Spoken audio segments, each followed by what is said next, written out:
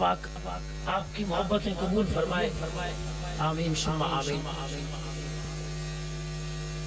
اصل میں محافل زیادہ لمبی ہوتی ہے نا، اس لیے پھر ہم کچھ دیر تیاری میں لگا دیتے ہیں اور پھر کچھ دیر اختتام میں۔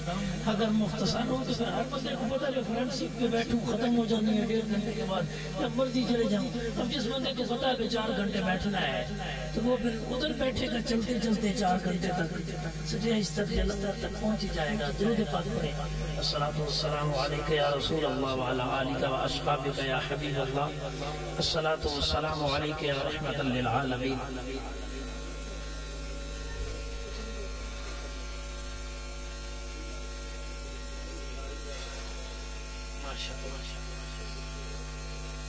الحمدللہ الحمدللہ رب العالمین، الصلاۃ والسلام علی اشرف الانبیاء والمرسلین وعلی آلہ واصحابہ اجمعین، اما بعد، فاعوذ باللہ من الشیطان الرجیم، بسم اللہ الرحمن الرحیم۔ ان الذین قالوا ربنا اللہ ثم استقاموا تتنزل علیہم الملائکہ الا تخافوا ولا تحزنوا وابشروا بالجنة التي كنتم توعدون، صدق اللہ العظیم۔ ان اللہ وملائکتہ یصلون علی النبی یا ایھا الذین آمنوا صلوا علیہ وسلموا تسلیما۔ تمامی حضرات حضور برکت کے لیے درود پاک پڑھیں۔ اللہم صلی علی سیدنا و مولانا محمد وعلی آل سیدنا و مولانا محمد۔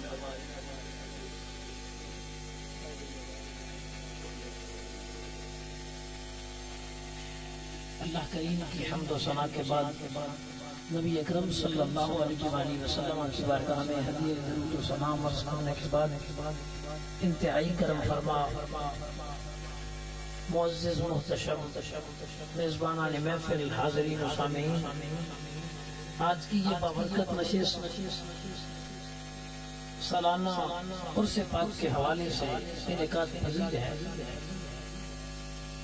دعا ہے اللہ کریم جملہ مسلمانوں کا حاضر ہونا، ذکر اذکار کرنا، سننا اور سنانا اپنی پاک بارگاہ میں قبول فرمائے، اور اللہ پاک صاحب مزار صاحبزادہ میاں فضل احمد گون صاحب رحمۃ اللہ علیہ ان کا فیضان ہم سب کو عطا فرمائے۔ انہوں نے قرآن مجید میں ارشاد فرمایا، ان الذین قالوا ربنا اللہ، بے شک وہ لوگ جنہوں نے کہا ہمارا رب اللہ ہے۔ یہ کام آسان ہے، یہ لا الہ الا اللہ جو ہر بندہ پڑھ لیتا ہے یا ہر بندہ پڑھ سکتا ہے۔ یہ کلمہ پڑھنا بڑا آسان ہے، کلمے کی لج رکھنا بڑی مشکل ہے۔ کلمہ سنبھالنے کے لیے کبھی بلال کی طرح تپتی ہوئی ریت پہ لیٹنا پڑتا ہے، کلمہ بچانے کے لیے کبھی صہیب کی طرح لٹکنا پڑتا ہے، کلمہ بچانے کے لیے کبھی وادی بدر میں بغیر تلواروں کے مصطفیٰ کریم کے ساتھ کھڑے ہو کے کفار کے مقابلے میں لڑنا پڑتا ہے، کلمہ بچانے کے لیے کبھی وادی احد میں زخم کھانے پڑتے ہیں۔ کلمہ پڑھنا آسان ہے، کلمے کی لاج رکھنے کے لیے کبھی کرب و بلا میں بہتر دینے پڑتے ہیں۔ کلمہ پڑھنا آسان ہے پر کلمہ بچانے کے لیے کبھی پوری زندگی اسلام کے لیے وقف کرنی پڑتی ہے۔ اللہ فرماتا ہے ان الذین قالوا ربنا اللہ، بے شک وہ لوگ جنہوں نے کہا ہمارا رب اللہ ہے، ادھر بس نہیں کی، ثم استقاموا، پھر اس پہ ڈٹ گئے، قائم ہو گئے، ڈٹ گئے، اب اس کو مان لیا ہے۔ اب دکھ آئیں یا سکھ آئیں، اب بیماریاں آئیں یا پریشانیاں آئیں، اب بیماریاں آئیں یا تکلیفیں پہنچیں، کوئی در پہ آئے یا نہ آئے، اپنے چھوٹے یا غیر چھوٹے اسے مانا ہے، اور زندگی اسی کا ذکر کرتے کرتے دکھاتے۔ بڑا فرق ہوتا ہے دنیا دار میں اور دین دار میں۔ فرق یہ ہوتا ہے دنیا دار ساری زندگی دنیا کا نام لیتا رہتا ہے، جب تک وہ رہتا ہے دنیا والے بھی اس کا نام لیتے ہیں، جب وہ چلا جاتا ہے کیونکہ وہ زندگی دنیا کمانے میں گزار کے گیا اور وہ چلا گیا، اب اس کا نام باقی نہیں رہتا۔ اور دین دار جس کی زندگی دین کمانے میں گزر گئی، دین باقی رہتا ہے، اللہ کے نیک بندوں کا ذکر قیامت تک باقی رہتا ہے۔ اللہ وہ مال نہیں کماتے گا، اللہ کے بندوں کا انداز کیا ہے؟ مسند احمد بن حنبل میں حدیث صحیح ہے، عبداللہ بن عباس رضی اللہ تعالیٰ عنہ فرماتے ہیں اگر کسی نے رب کے ولی کو پہچاننا ہو تو علامت کیا ہے؟ بڑی توجہ، اللہ کے ولی کی، اللہ کے نیک بندے کی علامت کیا ہے، پہچان کیا ہے؟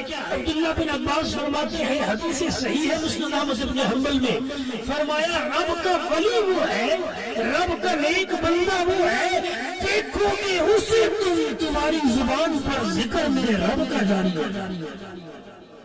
جسے دیکھ کے تمہیں خدا یاد آیا۔ وہ اپنی بات نہیں کرتے، لوگوں کو ساری زندگی رب کے در پہ چڑھاتے ہیں، اس لیے ان کے مرنے کے بعد کی دنیا ان کے در پہ چڑھ رہی ہے، دنیا ان کی دہلیزوں پہ آتی ہے۔ مربے نہ بھی ہو، کاروبار بڑے نہ بھی ہو، نوکریاں بڑی نہ بھی ہو، انہوں نے ایک ایسی نوکری کی ہے جو نبی اکرم صلی اللہ علیہ وسلم کی غلامی والی ہے، اور یہ اتنی عظمت والی ہے وہ دنیا چھوڑ کے بھی چلے جائیں، دنیا والے ان کی قبروں کے بھی قیامت تک غلام بن کے رہتے ہیں۔ تاجدار گولڑا سیدی پیر سید مہر علی شاہ صاحب رحمت اللہ علیہ انٹرنیشنل ہستی ہے، عالم بھی ہیں، مفتی بھی ہیں، سید بھی ہیں، بہت سارے کتابوں کے مصنف بھی ہیں۔ کفر بھی آپ کی طاقت کو مانتا ہے کہ قادیانیت کے ساتھ جو آپ نے مقابلہ فرمایا آج تک کفر اس سے لڑتا ہے۔ آپ کو نواب افکار آباد نے کہا، انگریز دور تھا، نواب افکار آباد نے کہا حضرت جی اگر آپ حکم دیں تو انگریز کی حکومت ہے، ہمارے بڑے اچھے تعلقات ہیں ان سے، کوئی دو چار آپ کے بچے پوتے نواسے بھانجے رشتہ دار ان کو کوئی اے سی کوئی ڈی سی کمشنر وغیرہ لگوا دیں، پہنچ ہماری بڑی ہے۔ کیونکہ پاکستان ہندوستان اس وقت مکس تھا، پاکستان نہیں بنا تھا، تو انہوں نے کہا حضرت جی اگر آپ کہیں تو انگریز حکومت سے کہہ کے باسرا سے کہتے ہم دو چار آپ کے خاندان کے افراد جو ہے نا انہیں اعلیٰ پوسٹ دلوا دیتے، کسی کو ڈی سی اے سی وغیرہ لگوا دیتے۔ اللہ اکبر کبیرہ۔ آپ نے فرمایا نواب صاحب یہ بتائیں ایک وہ شعبہ ہو جس میں پہلی دفعہ بندے نے داخلہ لینا ہو، پہلی دفعہ کسی کو بھیجنا ہو اور گارنٹی بھی نہ ہو کہ بندہ کامیاب ہوگا یا نہیں ہوگا، پہلی دفعہ جو جانا ہے، پہلی دفعہ کو کاروبار کرنا ہے، پہلے کیا نہیں، تجربہ بھی نہیں، اور یہ بھی یقین نہیں، پتہ نہیں کامیابی ہوگی یا نہیں ہوگی۔ اور دوسرا وہ شعبہ جس میں خاندان، جس میں صدیاں گزر گئی وہ بندے کی، اور تسلی ہو کہ اس شعبے میں بندہ جائے گا دنیا بھی سمجھ جائے گی اور آخرت بھی سمجھ جائے گی۔ نواب صاحب بتاؤ پھر بچہ کس شعبے میں چلنا چاہیے؟ نواب افکار آباد نے کہا شاہ جی پھر جدھر جدی پشتی خاندان کی زندگی گزری ہے، کامیابی کی گارنٹی ہے، پھر بیٹا تو ادھر دینا چاہیے۔ پھر آپ کہہ رہے ہیں نواب صاحب کو بیٹا دے، کوئی بھانجا دے، کوئی بھتیجا دے، کوئی نواسا دے، کوئی اپنا قریبی رشتہ دار دے، ہم انگریز حکومت کو کہہ کے ملازم کروا دیں گے، اے سی ڈی سی کمشنر وغیرہ بنوا دیں گے، بڑی ٹھاٹ بات ہوگی۔ آج تک میرے خاندان کا حضرت علی مرتضیٰ کی آل سے لے کر میرے علی تک کوئی بندہ اس شعبے میں گیا نہیں ہے، تجربہ نہیں ہے اس شعبے میں جانے کا، اور گارنٹی بھی نہیں ہے، پتہ نہیں کامیاب ہوگا یا نہیں ہوگا۔ ہاں یہ پتہ ہے حضرت علی کی آل سے لے کر میں میرے علی تک جتنا خاندان گزرا ہے سادات کا، ساروں نے محمد عربی کی غلامی کی ہے، یہ جہاز بھی سمرا ہے، وہ جہاز بھی سمرا ہے، ہم نسلوں کو اس طریقے پہ نہیں بنائیں گے۔ نواب صاحب پتہ نہیں کدھر جائیں گے، ہم انہیں محمد عربی کی غلامی والے راستے پہ چلا جائیں گے، اب دنیا جانے آخرت جانے اور محمد عربی جانے۔ اس لیے حضرت علی وقت یہ جو شعبہ ہے نا اللہ کے نیک بندوں کا، دین کی غلامی کا، یہ اتنا پاورفل ہے کہ اپنی طاقت مرنے کے بعد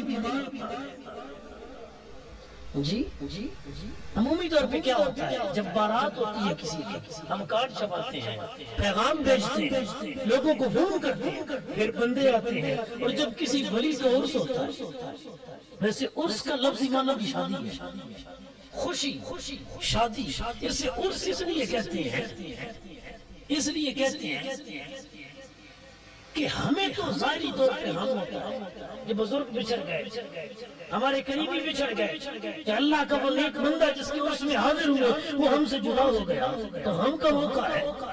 اسے عرس کا نام کیوں دیا گیا؟ اس میں آج کل بڑے سوال اٹھ رہے ہیں چونکہ جدید دور ہے نیٹ وغیرہ کا، تو آپ کو یہ بات کام آئے گی۔ عرس کا معنی شادی ہے، عرس کا معنی خوشی ہے، عرس کا معنی بارات ہے، عروس اسی سے نکلا ہے، وہ کہتے ہیں یہ عجیب لوگ ہو، ادھر تمہارے بابا جی چلے گئے، ادھر تمہارے دادا جی اجمیری چلے گئے، معین الدین چشتی اجمیری چلے گئے، اور ادھر سالانہ عرس مناتے ہو۔ عرس کا معنی ہے خوشی، عرس کا معنی ہے شادی۔ یہ میت کے وصال پر کون سی شادی اور کون سی خوشی؟ تو مسئلہ سمجھیے، غم ہے ہمیں کہ وہ ہم سے جدا ہو گئے۔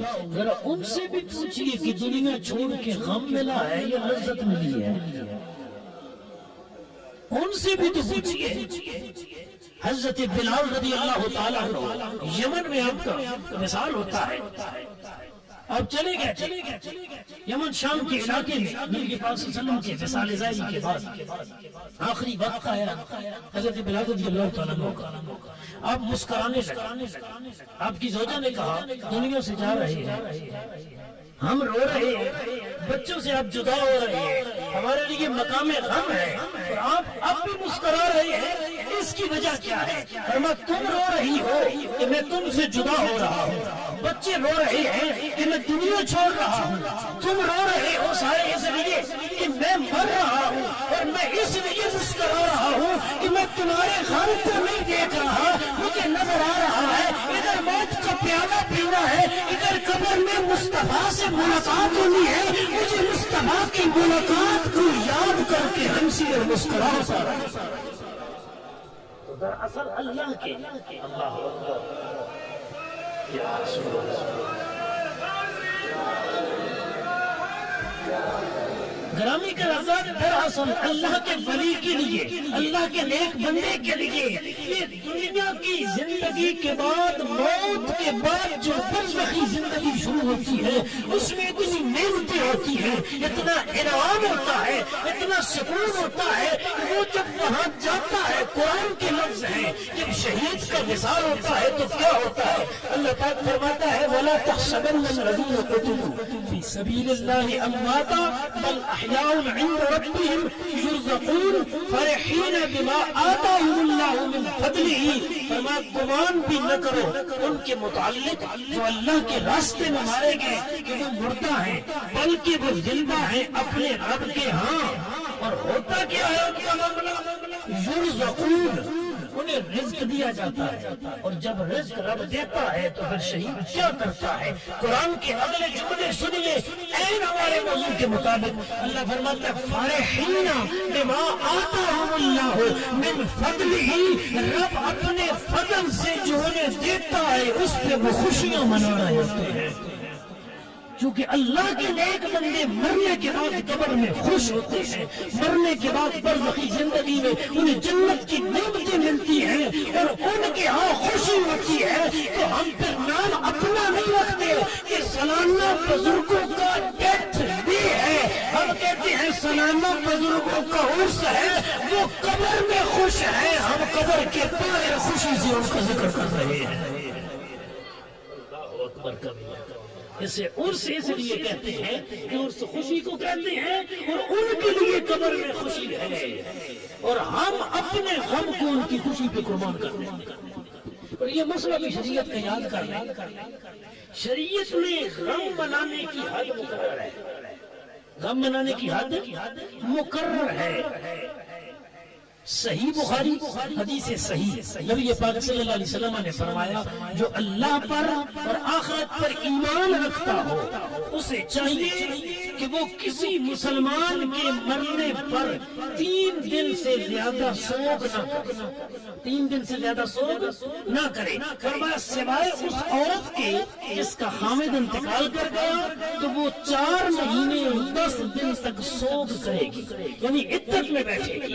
عام مسلمان کا سوگ 3 دن اور بیوی کے لیے خامد کا سوگ 4 مہینے 10 دن۔ پوری اسلامی شریعت میں کسی انسان کا سوگ چوتھے دن نہیں ہے ماں سوا خامد کے سوگ کے، وہ بھی صرف بیوی کے لیے، بیٹوں کے لیے نہیں، بھائی کے لیے نہیں، باپ کے لیے نہیں، اس کی بھی حد 4 مہینے 10 دن۔ اور قرآن میں خوشی کا اصول سنیے، اللہ فرماتا قل بفضل اللہ وبرحمتہ وبذالک فلیفرحوا، کہہ دیجئے جب تمہیں اللہ کا فضل ملے اور رب کی رحمت ملے فلیفرحوا، پھر خوشیاں کرو۔ شریعت نے غم کا وقت مقرر کر کے رکھا ہے، اس سے باہر نکل کے غم منایا نہیں جا سکتا۔ شریعت نے خوشی کا وقت مقرر نہیں کیا، جب بھی تمہیں رب کی رحمت ملے، رب کا فضل ملے، پھر خوشیاں کیا کرو۔ ہم گھر میں تو ہم زدہ ہوتے ہیں، اللہ کے نیک بندوں کے درباروں پہ آتے ہیں، یہاں سکون ملتا ہے، اس لیے خوشی میں ان کا عرس منا کے خدا کو راضی کر لیتے ہیں، اولیاء کو بھی راضی۔ نعرہ تکبیر، نعرہ تکبیر، نعرہ رسالت، رسالت، نعرہ تحقیق، نعرہ حیدری، شان اولیاء۔ حضرت گرامی یہ ہو گیا عرس مناتے کیوں ہیں، اس کی حکمت کیا ہے، اس کی وجہ کیا ہے، اور یہ بھی مسئلہ حل ہو گیا کہ عرس ہوتا کن کا ہے جن کی ساری زندگی حضور کے دین کی غلامی میں گزرتی۔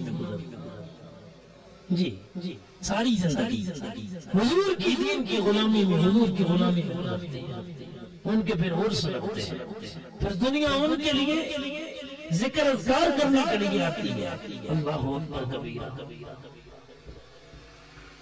صحیح بخاری حدیث نمبر 6502، اس حدیث کو آپ پڑھیں، جو لوگ بالخصوص انٹرنیٹ کے ساتھ وابستہ ہیں اس حدیث کو 6502 لکھیں گے، 6502 صحیح بخاری فی الفور کی حدیث نکل آ جائے گی، عربی بھی آپ کے سامنے آ جائے گی، اردو بھی آپ کے سامنے، اس کا ترجمہ بھی آ جائے گا۔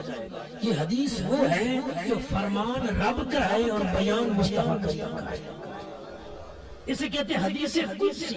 ایک وہ حدیث ہوتی ہے جو حضور بیان کرتے ہیں، صحابہ حضور سے سنتے ہیں، راوی صحابہ اور بیان حضور کا، یہ وہ حدیث ہے۔ ابو ہریرہ کہتے ہیں میں نے سنی، حضور نے فرمایا کہ میرا رب فرماتا ہے، یہ رب کا فرمان ہے۔ کیا ہے؟ توجہ سے سنیے، آقا کریم نے فرمایا، اللہ پاک فرماتا ہے میرا بندہ کسی بھی عمل کے ذریعے میرا اتنا قریبی نہیں بن سکتا جتنا ان عملوں سے بنتا ہے جو عمل میں نے اپنے بندے پہ فرض۔ سب سے زیادہ رب کے قریب بندہ تب ہوتا ہے کہ بندہ رب کے فرض پورے کرتا ہے۔ نماز کیا ہے؟ فرض عاقل بالغ مسلمان پہ، روزہ عاقل بالغ مسلمان پہ فرض، حج صاحب مال مسلمان پہ فرض، صاحب نصاب مسلمان پہ زکات فرض، اسلامی سلطنت پہ کافر حملہ کر دے تو مسلمانوں کے لیے اپنے دفاع کے لیے جہاد فرض۔ یہ شریعت کے فرض ہے۔ آقا نے فرمایا، اللہ پاک فرماتا ہے بندہ سب سے زیادہ میرے قریب اس وقت ہوتا ہے جب وہ میرے فرض پورا کرتا ہے۔ ایسے عجیب بات نہیں ہے کہ بندہ رب کے قریب ہو جائے اور ڈھیر سارا قریب ہو جائے۔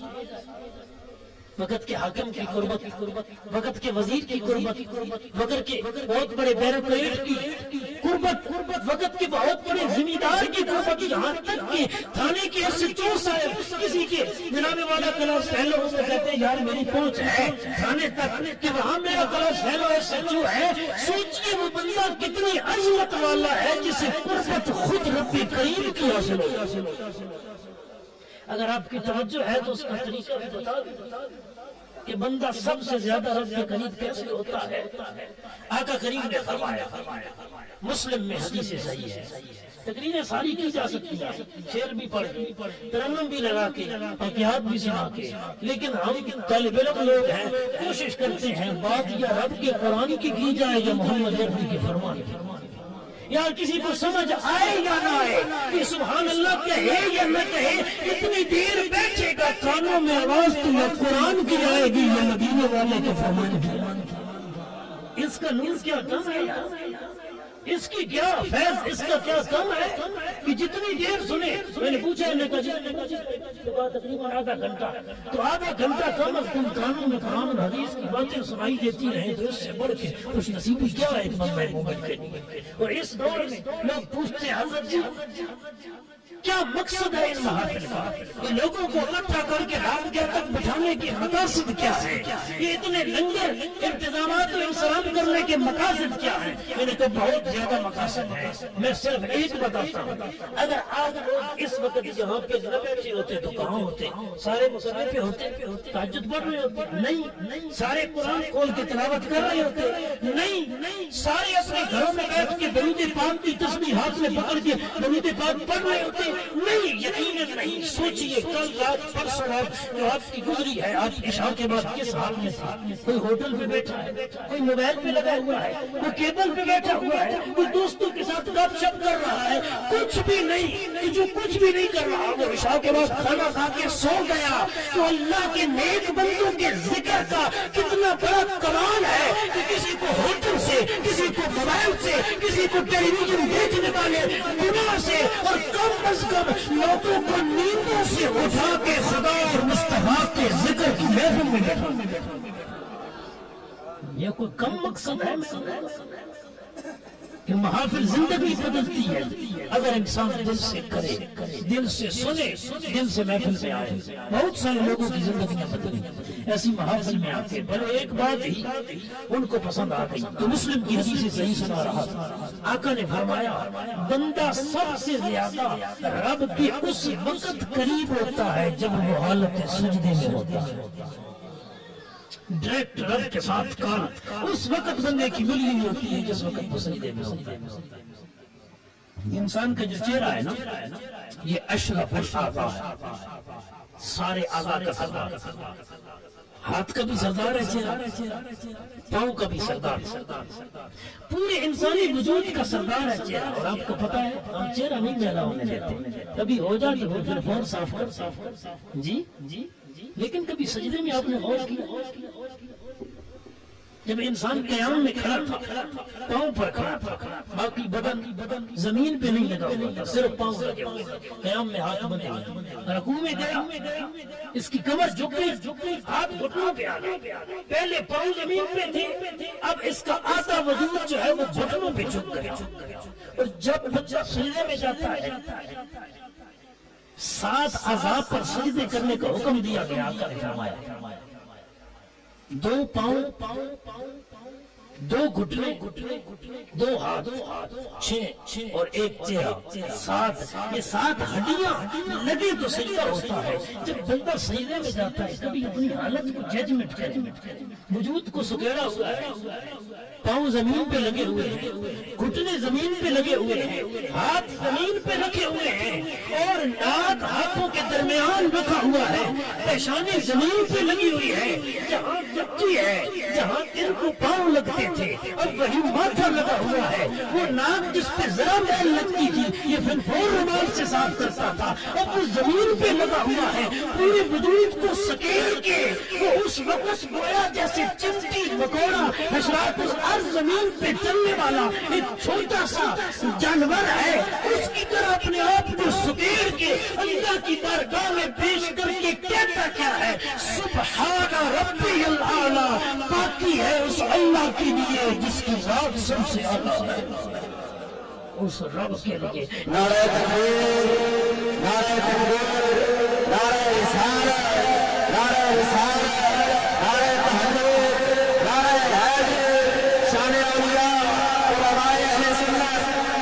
یعنی کہ حضرات جب اس حال میں بندہ ہوتا ہے اس وقت اسے دنیا کا ہوش نہیں ہوتا، اپنے وجود کا ہوش نہیں. بھائی لٹھے کا سوٹ ہو, بندے نے نیا لیا ہو, کلف لگوایا ہو, بہترین اللہ اکبر کی نماز شروع کی, اللہ اکبر پڑھا, ہو سکتا ہے تھوڑی سی سلوٹ آئے تو سیدھا کر لے گا. نہیں یار ابھی پہنا, رکوع میں گیا, کئی بندے پورا رکوع بھی نہیں کرتے, کہیں کپڑے کا مایا خراب نہ ہو جائے, اللہ اکبر. لیکن جب سجدے میں جاتا ہے اب کپڑے گھنجرو ہو گئے, اللہ اکبر, سلوٹیں پڑ گئے, ہوش نہیں ہے, پاؤں زمین پہ, گھٹنے زمین پہ, ہاتھ زمین پہ, اور قیام میں تھا. چلو ہو سکتا ہے ویسے مکروہ ہے ادھر ادھر دیکھنا, لیکن ہو سکتا ہے بندہ بے دھیانی میں قیام میں کھڑا تھا اور دائیں بائیں تک رہا ہے, رکوع میں گیا دائیں بائیں تک رہا ہے, اس کے ٹخنوں کی شلوار اوپر ہے یا نیچے ہے. ہاں دائیں بائیں والے نمازی جب سجدے میں گیا نہ ادھر کا ہوش, نہ کپڑوں کا ہوش, نہ وجود کا ہوش, اور قیام میں اللہ اکبر, پھر ثنا پڑی, پھر الحمد شریف, اس میں دعا بھی ہے, رب کی حمد بھی ہے, نیک بندوں کا ذکر بھی ہے, اللہ اکبر کبیرہ. پھر رکوع میں رب کی تسبیحات, سمع اللہ لمن حمدہ, ربنا لک الحمد. جب سجدے میں پہنچتا ہے ذرا اس وقت وہ رب کی تسبیح کر رہا ہوتا ہے, رب کا ذکر کر رہا ہوتا ہے, کائنات سے کٹ کے اس کا وجود زمین پہ لگا ہوا ہے. آقا نے فرمایا جب اس حال میں بندہ سوتا ہے رب کی زمین پر, اس وقت بندہ سب سے زیادہ رب کے قریب ہو جاتا ہے. آئے رب کے قریبی بننا چاہتے ہیں تو پھر اپنے ماتھوں کو سجدے کی رونق عطا کریں, اپنی جبینوں کو جھکانے والے بنے. اللہ اکبر, جنہوں نے ساری زندگی اپنی جبینوں کو خدا کے سامنے جھکایا, آج دنیا ان کی تہلیزوں پہ آ کے ان کے نعرے بلند کر رہی ہے. جن عشق نمازاں پڑھیاں وہ کبھی نہیں مرتے, جن عشق نمازاں پڑھیاں وہ کبھی نہیں مرتے, اور ویکھ کامل مرداں دے درتے پہ علی دیوے بندے.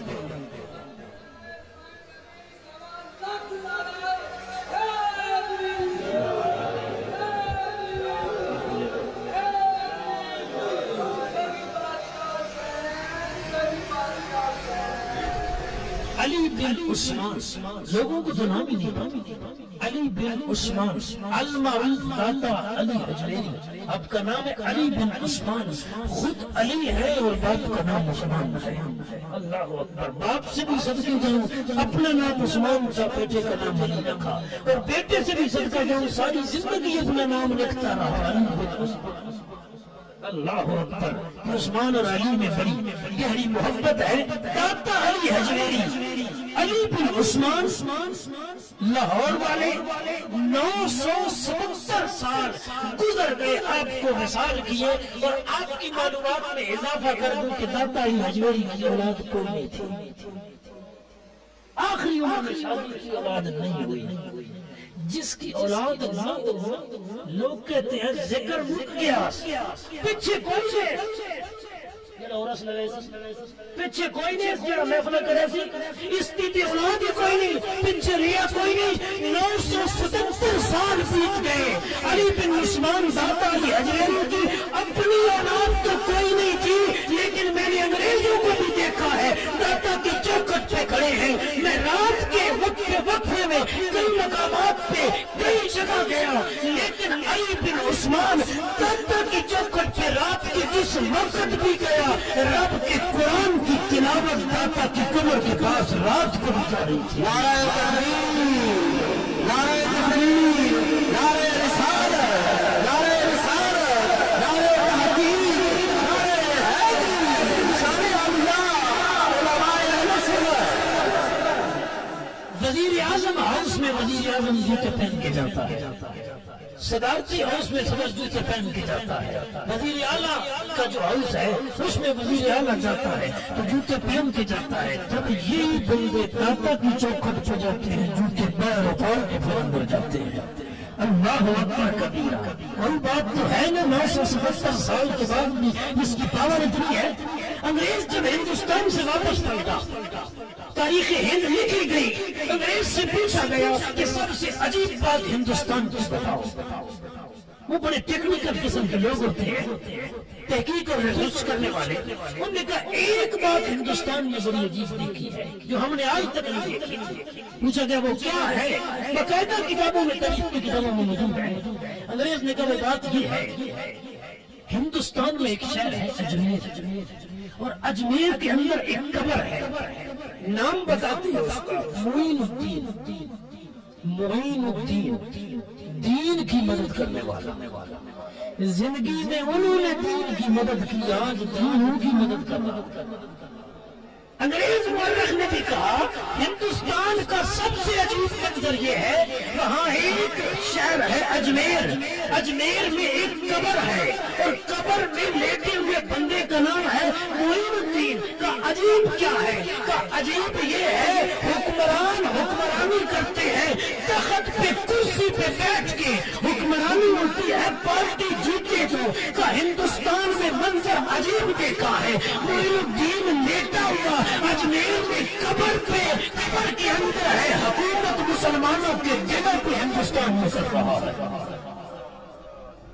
یہ ہے دین کی طاقت، یہ ہے اللہ کے بندوں کی طاقت کہ وہ قبر کے اندر بھی رہ کے لوگوں کے دلوں کی حکومت کر رہے۔ حدیث کے علاوہ میں بات کرنے کا عادی نہیں ہوں، کسی کو شم شبہ کی گنجائش ہی نہ رہے، بعد میں جا کے پوچھنا ہی نہ پڑے۔ یہ تو واقعاتی بات تھی۔ صحیح مسلم سنے، آقا نے فرمایا اللہ پاک جب کسی سے محبت کرتا ہے فرماتا ہے جبریل جی مولا، اللہ فرماتا انا احب فلاں، جبریل میں فلاں سے محبت کرتا ہوں، چاہوں چاہوں سے محبت کرتا ہوں۔ اللہ اکبر کبیرہ، جبریل کرتے، پھر جبریل آسمانوں میں ندا دیتے، وہ کہتے ہیں آسمان والوں اللہ فلاں سے محبت کرتا ہے، میں جبریل بھی کرتا ہوں، سارے آسمان والے تم بھی اس سے محبت۔ فلیکس کوئی نہیں چھپائے جاتے، بینر کوئی نہیں لگائے جاتے، آڈیو ویڈیو اعلانات کوئی نہیں کیے جاتے، فلاں صاحب آ رہے ہیں ان سے محبت کرو۔ جب رب کسی سے محبت کرتا ہے پھر چرچے آسمانوں سے کروا دیتا۔ اگلے لفظ ہے اسی حدیث کے، پھر جبریل زمین میں اعلان کرتے ہیں اے زمین والوں رب فلاں سے محبت کرتا ہے، میں جبریل کرتا ہوں، آسمان کی مخلوق کرتی ہے۔ آقا نے فرمایا پھر زمین کے ذرے ذرے کے اندر اس بندے کی محبت کو لکھ ایویں پہ چندے ایسی اللہ والے ہم رب کو پیارے رب راضی ہے اللہ اکبر۔ یہ حقیقی بات ہے، ایسے نہیں بھائی، آج تو بات کی کوئی نہیں مانتا۔ ہاں جو دنیا کھچی چلی جا رہی ہے بزرگان دین کی دہلیز پر کچھ تو ہے، یہ تو طیبہ کی محبت کا اثر ہے، ورنہ کون روتا ہے لپٹ کر درو کی بات کے ساتھ۔ کچھ تو ہے ان نیک بندوں کے اندر کہ دنیا سے چلے گئے پھر بھی لوگوں کے دلوں میں ان کی محبت باقی ہے، اس لیے باقی ہے کہ یہ دنیا والوں نے نہیں ڈالی، یہ خود رب الرحمن نے ڈالی۔ ان الذين آمنوا وعملوا الصالحات سيجعل لهم الرحمن ودا۔ قرآن کے الفاظ ہیں وہ لوگ جو ایمان لائے اور اعمال کیے انہوں نے صالحہ، اللہ ان قریب اپنے ان نیک بندوں کی محبت لوگوں کے دلوں میں ڈال دے گا، رب ڈال دے گا، رحمان ڈال دے گا۔ کر رہے ہو میرے نبی نال پیار کر، چل رہے میرے ولی نال پیار کر، اٹھ میرے محبوب کے غلام نال پیار کر۔ زندگی جیسی بھی کسی کی گزر رہی ہو، جب کوئی بندہ رب کا بندہ بن جاتا ہے پھر رب خود ہی اس بندے کی محبت لوگوں کے دلوں میں پیدا کر دیتا۔ دنیا آ رہی بڑی دور دور سے، حدیث مکمل کر کے میں اجازت چاہوں گا۔ 6502 نمبر بخاری کی، بندہ سب سے زیادہ رب کے قریب تب ہوتا ہے جب وہ کام کرے جو رب نے بندے پہ فرض کیے ہیں۔ رب کا قریبی بننا چاہتے ہیں جب فرض پورے کریں، اور یاد رکھیں ہر ایک کسی کو کھانے کی چیزیں پسند، کسی کو اچھی گاڑیاں پسند، کسی کو مکان پسند، ہر بندے کی اپنی پسند ہے۔ آقا نے فرمایا، اللہ پاک فرماتا ہے مجھے سب سے زیادہ پسند وہ عبادتیں ہیں جو عبادتیں میں نے بندوں پہ فرض کی۔ رب کی پسند کیا؟ پھر اپنی پسند کو چھوڑ کے رب کی پسند کے چلنا سے رب کریم کس سے محبت کرتا ہے؟ ان اعمال سے محبت کرتا ہے جو اس نے بندے پہ فرض کیے ہیں، اور جب بندہ وہ اعمال کرتا ہے تو وہ بندہ بھی پھر رب کا محبوب بن جاتا ہے۔ ان اللہ یحب التوابین ویحب المتطہرین، فرما اللہ ان سے محبت کرتا ہے جو پاک رہتے ہیں، اور اللہ ان سے محبت کرتا ہے جو توبہ کرنے والے ہیں۔ توابین توبہ کرنے والے، متطہرین طہارت کا خیال رکھنے والے۔ تو طہارت کیا ہے؟ صفائی کیا ایک عمل ہے، توبہ کیا ایک عمل ہے۔ یہ عمل اتنے سونے ہیں جو یہ عمل کرتا ہے وہ عمل کرنے والا بھی رب کا محبوب بن جاتا ہے۔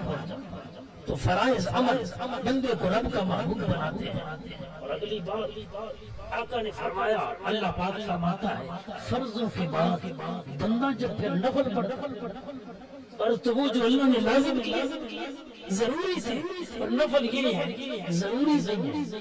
کوئی پڑھے گا تو ثواب، نہیں پڑھے گا تو گناہگار نہیں ہوگا، لیکن اللہ کے بندے پھر بھی پڑھتے۔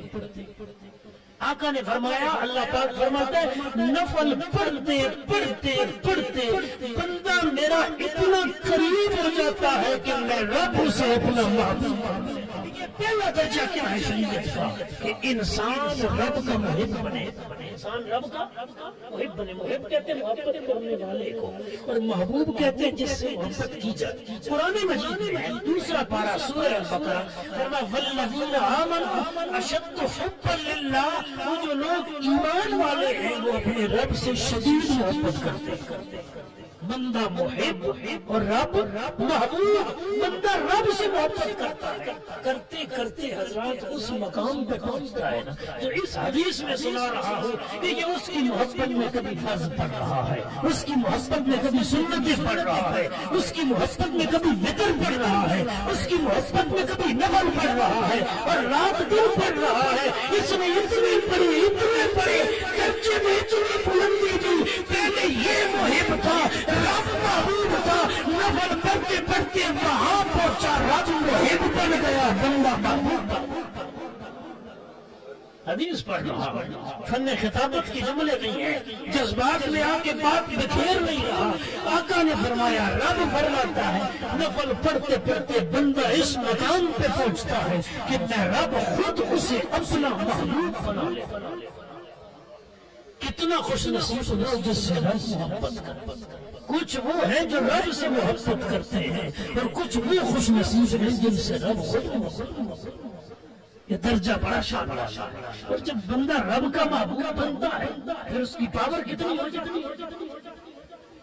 جی بھائی آپ جانتے ہیں اس کی معاشی میں زندگی گزار رہی ہے۔ ایک وقت کی ڈی سی کی کوئی پاور ہے یا کوئی نہیں؟ ضلع کا آفیسر ہے، ڈی پی او کی پاور ہے یا کوئی نہیں ہے؟ M N As M P S اپنے علاقے کے اندر طاقت اثر و رسوخ رکھتے ہیں یا کوئی نہیں رکھتے؟ یقیناً رکھتے ہیں۔ جس نے مقابلے کے امتحان دیا، سی ایس ایس پاس کیا، اے ایس پی بھرتی ہوا، کچھ سالوں کے بعد ڈی پی او بنا، وہ ڈسٹرکٹ پولیس آفیسر، ایک ضلع کی پولیس کا انچارج بنا دیا گیا۔ جس نے الیکشن لڑا ایک حلقے میں اور ووٹوں سے گنتی میں آگے نکلا دوسرے کینڈیڈیٹ سے، وہ ایک علاقے کا جناب والا نمائندہ بنا دیا گیا، اسے مختلف فنڈ دیے گئے۔ سوچو، بار بار سوچو، جنہوں نے ساری زندگی سجدے کر کر کے رب کو منایا، رب ان کو پاور کوئی نہیں دیتا۔ نعرہ تکبیر، نعرہ تکبیر، نعرہ رسالت، نعرہ رسالت، نعرہ رسالت، نعرہ تحریک، نعرہ حیدری، نعرہ اہل سنت۔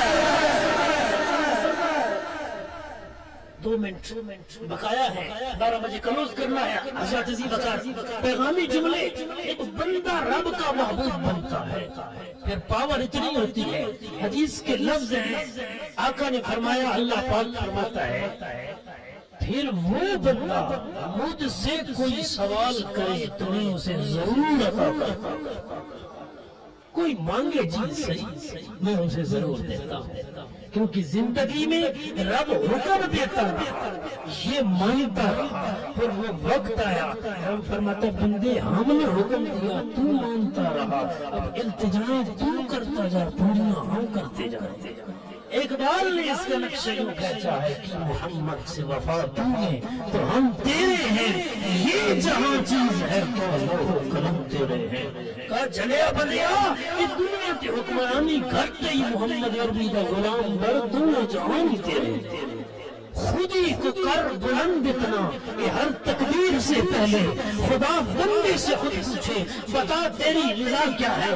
بات قرآن سے چلی تھی، قرآن پہ ختم کرتے ہیں۔ وہ لوگ جنہوں نے کہا ہمارا رب اللہ ہے، سن مستقام پھر ڈٹ گئے قائم ہو گئے، پھر وہ چلے بھی جائیں چلے بھی جائیں، ان کا انداز کیا ہے؟ قرآن فرماتا ہے اللہ تخافوا ولا تحزنوا، ان کی کیفیت یہ ہے انہیں خوف اور غم نہیں ہوتا، اور یہ کیفیت بتاتے کون ہے؟ تتنزل علیہم الملائکہ، جنہوں نے کہا ہمارا رب اللہ ہے پھر ڈٹ گئے قائم ہو گئے، رب کے فرشتے ان پہ نازل بشارتیں دیتے ہیں، خوف بھی نہ کرو غم بھی نہ کرو، وَأَبْشِرُوا بِالْجَنَّةِ، اور انہیں جنت کی بشارتیں دی جاتی ہیں۔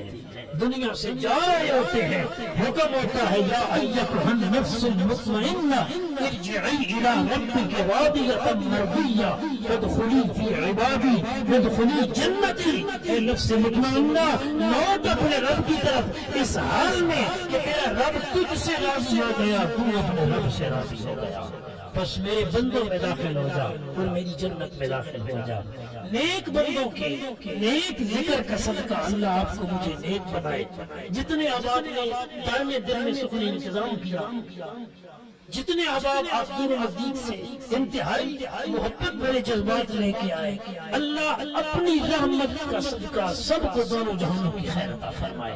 اللہ پاک سب کی دلی جات مراد پوری فرمائے، آمین ثم آمین۔ وما علی الا البلاغ۔ السلام علیکم ورحمۃ اللہ۔